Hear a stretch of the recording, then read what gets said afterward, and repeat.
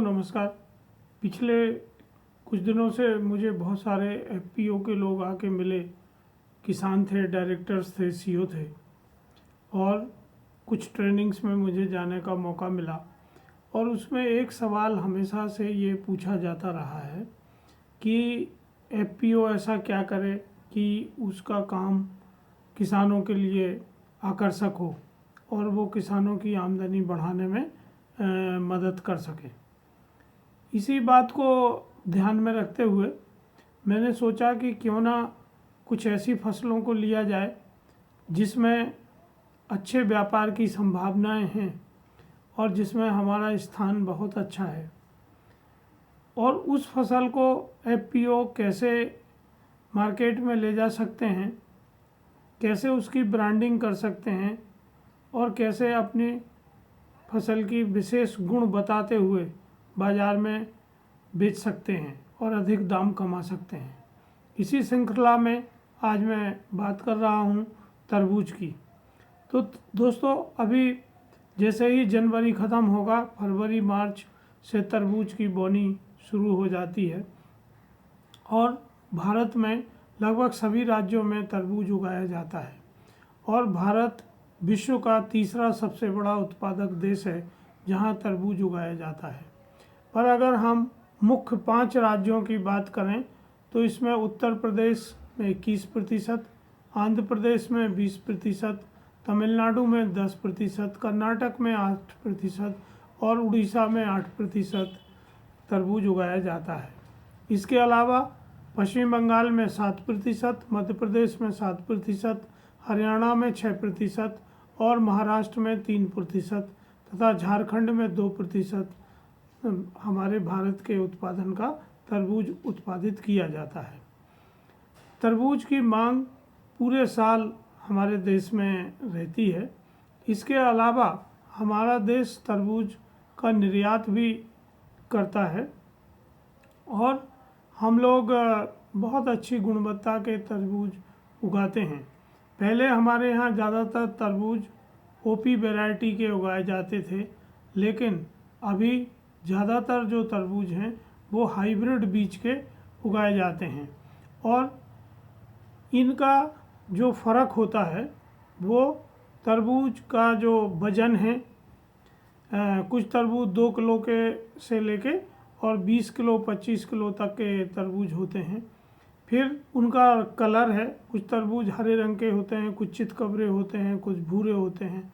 फिर तरबूज के अंदर का जो रंग है वो बहुत चटक लाल होता है, थोड़ा हल्का लाल होता है या थोड़ा कम लाल होता है। इसी तरह बिना बीज के तरबूज होते हैं और बीज वाले तरबूज होते हैं। तो ये सब हम कैसे समझें और बाज़ार में किन तरबूजों की अच्छी कीमत मिलती है, ये जानने के लिए हमें ये निश्चित करना होगा कि हम किस तरह की वैरायटी का चयन करते हैं। अगर हम अपने तरबूज की बहुत अच्छी वैरायटी का चयन करते हैं तो निश्चित ही हमें उसके उत्पादन से ज़्यादा लाभ होगा और हम लोग उस तरबूज को न केवल घरेलू बाज़ार में बल्कि विश्व के बाज़ार में भी बेच सकते हैं। अभी हमारे पास जो तरबूज होते हैं उनको हम मालदीव, संयुक्त अरब अमीरात, नेपाल, कुवैत, कतर आदि देशों में निर्यात करते हैं। हालांकि विश्व में जो तरबूज का कुल निर्यात मूल्य है वो 8.35 मिलियन अमेरिकी डॉलर है, जो बहुत ज़्यादा है। इसमें अभी भारत अपनी भूमिका निभा सकता है और इस विश्व व्यापार में अपनी भागीदारी को बढ़ा सकते हैं। तो अगर हम देखें कि सबसे अधिक जो किस्में हैं उसमें Charleston grey, crimson sweet, Jubilee, all sweet, royal sweet, Sangria, triploid, seedless और ब्लैक डायमंड, इस तरह के तरबूज ज़्यादा मार्केट में पसंद किए जाते हैं। निर्यात में जो हमारे देश से ज़्यादातर किस्में जाती हैं उनमें Arya Jyoti, Aryamanik, Durgapur Kesar, black diamond, crimson sweet, sugar baby, sweet पोलो मोह, बसीकरण और किंगमैन, इस तरह की वैरायटीज़ होती हैं। हमारे देश में जो बीज पर रिसर्च करते हैं और नए नए बीज निकालते हैं, उसमें बहुराष्ट्रीय कंपनियां हैं और राष्ट्रीय कंपनियां हैं। भारत सरकार का जो अनुसंधान केंद्र हैं, उनके अलावा प्राइवेट सेक्टर बहुत बड़ी मात्रा में बीजों का निर्माण करते हैं। और इनमें जो प्रमुख कंपनियां हैं, उनमें नामधारी BASF, पाहुजा, फिर known you, Syngenta, Advanta seed, master, BNR, Nunhems, noble seed, यूनिसेम,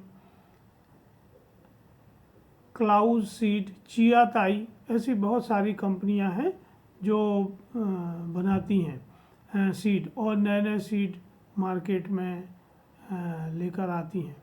किसानों में अलग अलग क्षेत्र में अलग अलग किस्म के तरबूज के बीज प्रचलित होते हैं, पर मैं चाहता हूं कि अगर किसान अपने तरबूज की खेती को FPO के माध्यम से करते हैं तो उन्हें एक जैसे बीज का ही चयन करना चाहिए, ताकि वो बड़ी मात्रा में अपने बीजों को लाएं, जिससे उनको अच्छा मूल्य मिल सके।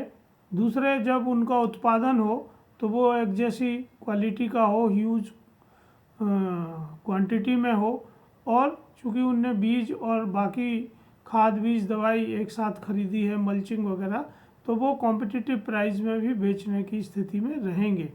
अगर हमारे FPO एक्सपोर्ट करना चाहते हैं तो उनको एपीडा से मदद मिल सकती है, जहाँ से तरबूज एक्सपोर्ट करने की जानकारी, सुविधा और सहयोग प्राप्त होता है।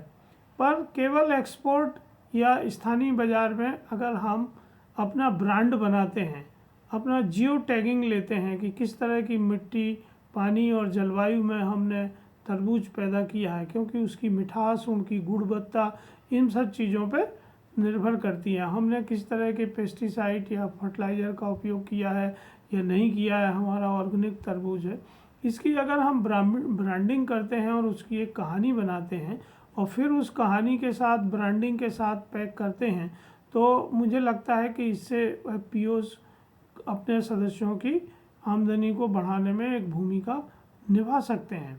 क्योंकि अगर हम देखें तो तरबूज में बहुत सारे गुण होते हैं जो औषधीय गुण हैं और तरह तरह की बीमारियों में वो काम आते हैं। इसमें विटामिन्स होते हैं और इसमें सबसे ज़्यादा जो है वो पानी की मात्रा होती है।